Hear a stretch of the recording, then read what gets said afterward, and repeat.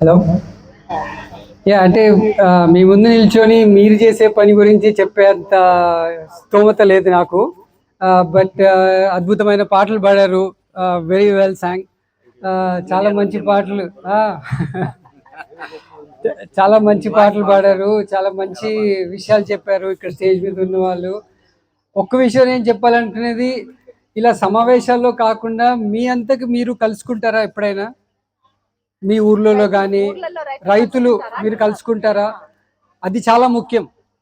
మీరు ఒక్కరిగా మీరు పడే బాధల్ని, మీరు పడే కష్టాల్ని అలా అనుభవించకుండా కలిసి చర్చించుకోవడము అలా చేసుకుంటే చాలా మంచిది. ఐకమత్యంగా ఉండడం అనేది, సమావేశాల కోసం వెయిట్ చేయకుండా మీ అంతకి మీరు అలాంటి ఆర్గనైజేషన్స్ పెట్టుకొని ఊర్లోనే కలుసుకొని చేసుకుంటే అది చాలా ముఖ్యం, చాలా మంచిది. అది మీరు కంటిన్యూ చేయాలి. రెండోది, ఇప్పుడు భానుజ గారు ఈ ఆర్గనైజేషన్కి మిమ్మల్ని ట్రైనింగ్ కోసం పిలిచి ఇవన్నీ చెప్తున్నారు, చేస్తున్నారు. ఇన్ని కష్టాలన్నీ మీరు విన్నారు, అందరు చెప్తున్నారు, మీరు అనుభవిస్తున్నారు.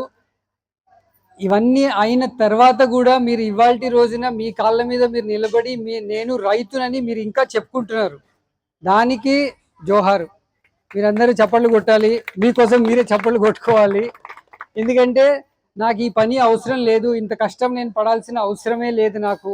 నేను కూడా సిటీకి వెళ్ళిపోయి ఏ పనో చేసుకుంటాను, అలా కష్టపడితే నాకు 10,000 20,000 గ్యారంటీగా వస్తాయి అని చెప్పుకోవడం చాలా ఈజీ పని. అలా కాకుండా మీరు ఇంకా అక్కడే ఉండి వ్యవసాయం చేస్తున్నారు, మీ పిల్లలతో కూడా చేయిస్తున్నారు అనేది చాలా గొప్ప విషయము. అందుకని మాలాంటి వాళ్ళు ఇంకా చాలామంది రావాలి. మా ఫ్రెండ్స్, మేము ఇప్పుడు ఇన్ఫోసిస్ అన్నారు, సేట్రీస్ అన్నారు, అలాంటి సంస్థలు ఇంకా రావాలి, మీకు సపోర్ట్గా ఉండాలని ఆ ప్రయత్నంలో మేము ఉంటాము. అంతవరకు హామీ అయితే మేము ఇవ్వగలుగుతాము, మాకు వచ్చినంత వరకు. Thank you. సాధు అన్న సంస్థ పేరు కూడా ఐకోర్ ఫార్మర్స్. వాళ్ళ ఫ్రెండ్స్ కలిసి యుఎస్ఏలో ఇట్లాంటి ఫార్మర్ వాళ్ళు కూడా వ్యవసాయం చేస్తారు. ఈసారి అప్పుడప్పుడు పొలంలో చేస్తున్న పనులు ఆయన కూడా ఎంత కష్టం ఉంటుందో అని మేమేదో మాటలు చెప్పచ్చు, నేను కొద్దిసేపు చేస్తాను, అంతవరకే చేయలేను. గంట చేస్తే మళ్ళీ చేయలేను కూడా ఎండలో.